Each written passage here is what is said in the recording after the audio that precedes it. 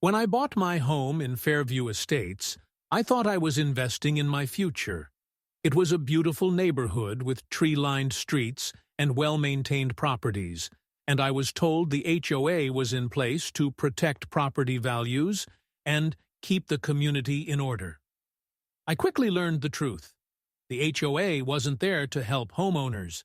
It was a money-making machine, and the people running it were nothing more than petty tyrants with unchecked power. It all started with a simple fine. One morning, I stepped outside to find a bright orange notice taped to my front door. Violation: trash cans left out beyond the allowed time. Fine: $150. Confused, I checked my security camera footage.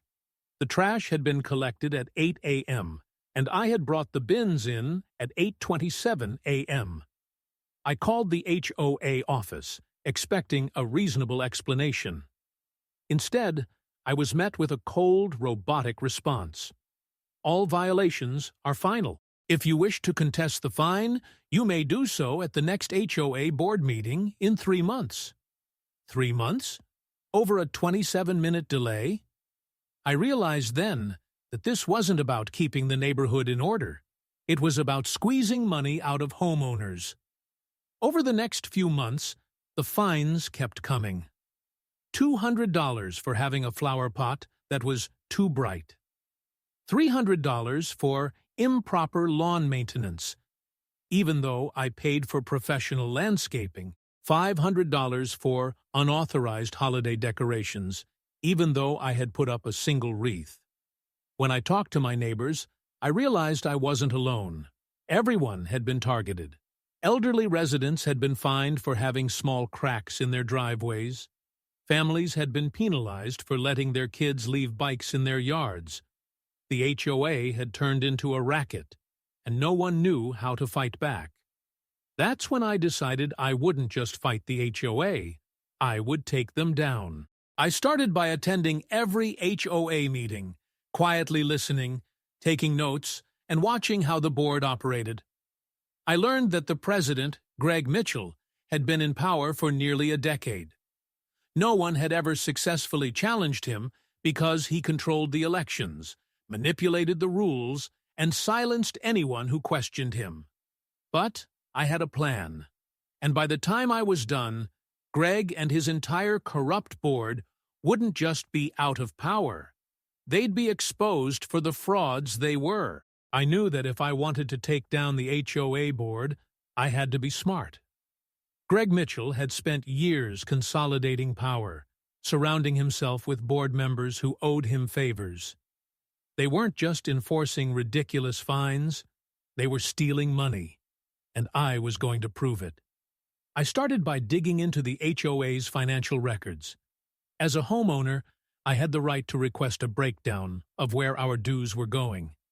Unsurprisingly, my request was ignored. So, I did what any rational person would do. I went to the homeowners who had been there the longest. One of them, a retired accountant named Linda, had kept copies of old HOA budgets. We compared them to the most recent records available. The numbers didn't add up. The HOA had been collecting more in dues each year, yet less money was being spent on actual community improvements. That's when we found it. A series of suspicious transactions. Payments labeled as landscaping fees and community maintenance that didn't match the services actually provided. Tens of thousands of dollars were unaccounted for. I needed more proof. So I started watching Greg. Where was the money going? What was he spending it on? It didn't take long to notice that he and the other board members were living far better than the rest of us. Greg drove a brand-new luxury SUV. His driveway had just been repaved, even though it wasn't part of any approved community project. His backyard, hidden behind tall hedges, had a brand-new patio, outdoor kitchen, and a custom-built pool. He had been using HOA money to fund his lifestyle. I documented everything: photos, screenshots, statements from homeowners who had paid for repairs that never happened. I compiled it all into a detailed report. But I knew that evidence alone wasn't enough. I needed public pressure. So I reached out to local reporters. At first, no one wanted to touch the story. HOAs were private organizations, and most news outlets didn't want the legal hassle. But after weeks of pushing, one investigative journalist took interest. They had covered HOA corruption before, and my case was exactly the kind of scandal they loved exposing. We planned to go public, but before I could make my move, Greg retaliated. A lien was placed on my home for unpaid fines. I was given 30 days to pay $7,000, a total of all my previous fines, plus legal fees. If I didn't pay, the HOA would move to foreclose on my house. That's when I knew this wasn't just about corruption. This was about power.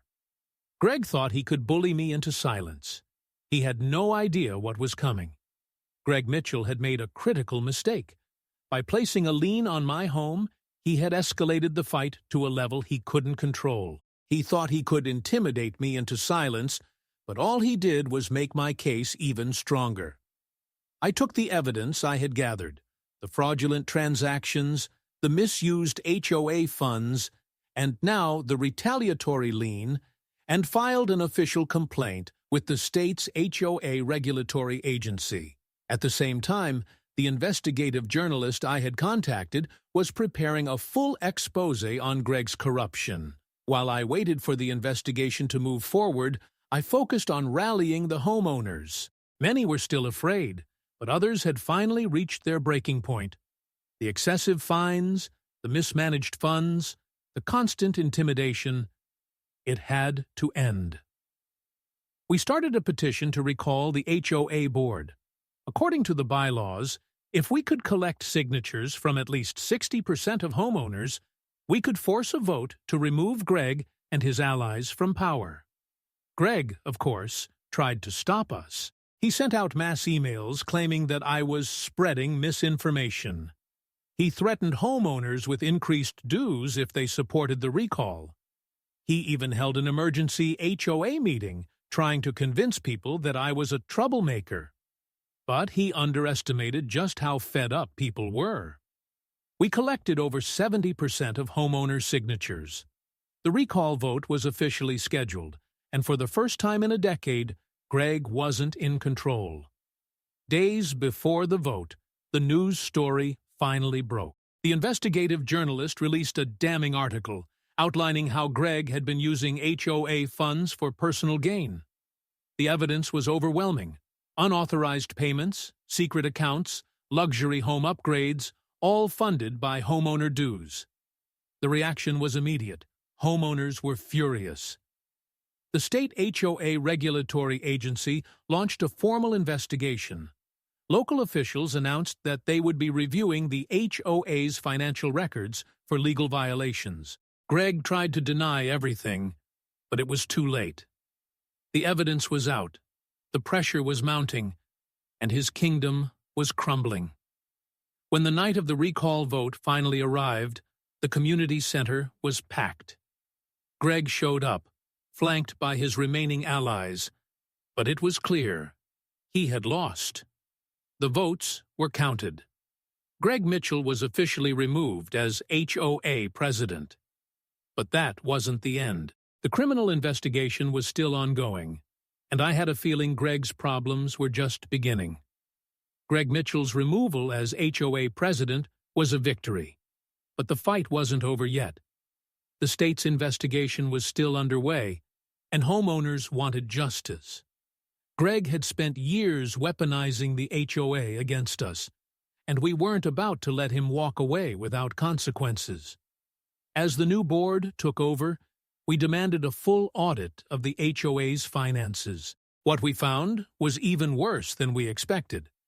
Over $250,000 in HOA funds were unaccounted for, and more than half of the violations issued in the past 5 years were deemed fraudulent. That meant hundreds of homeowners had been forced to pay bogus fines, money that had gone straight into Greg's pockets. The findings were sent to the state attorney general's office. With hard proof of fraud and embezzlement, Greg wasn't just facing an angry neighborhood anymore, He was facing criminal charges. Meanwhile, we worked to undo the damage he had done. The new HOA board wiped out thousands of dollars in unjust fines, refunded money to homeowners who had been scammed, and rewrote the rules to prevent another HOA dictatorship. We also voted to cap fines at reasonable amounts and require public financial transparency for all HOA transactions moving forward. Then, the final blow came. 2 months after Greg's removal, he was arrested for fraud and embezzlement. Investigators had traced the missing HOA funds to his personal bank accounts. The man who had ruled over our neighborhood like a king was now facing up to 10 years in prison. When the news broke, homeowners celebrated. The fear and control Greg had maintained for years were finally gone. Fairview Estates had become a real community again, not a dictatorship. Standing in my yard, watching my neighbors finally feel free to enjoy their homes without fear of fines or retaliation, I realized something important. HOAs don't have to be corrupt. They are supposed to protect homeowners, not exploit them.